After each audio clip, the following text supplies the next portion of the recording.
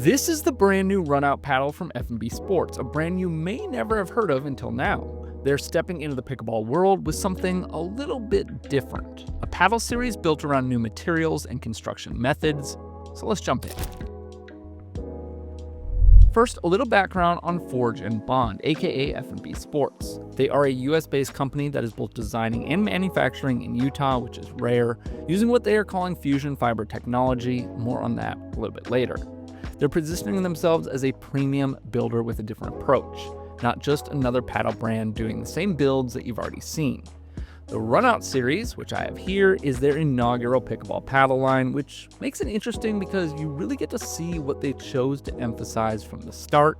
And also I want to note that Justin, who you might know as Pickleball Etc., one of the hosts of the Pickleball Pursuit podcast, has been playing a role behind the scenes consulting on this paddle, so you know there's some real good thought put behind this. So let's zoom in on the brand new Runout paddle.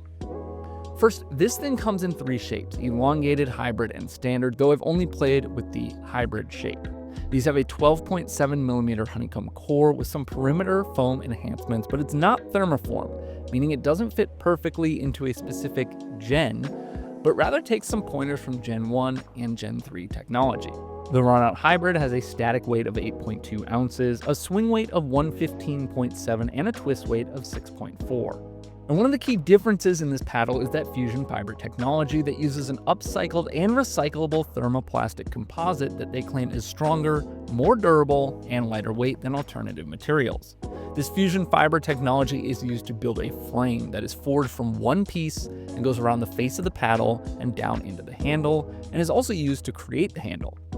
And it's priced at $200, but that comes down to $180 when you use the code PickleballBlast. Now on the court, this is a very unique feeling paddle. The only other paddles that I've hit that were 12.7mm were Paddle Techs, and in some ways there is some familiarity there.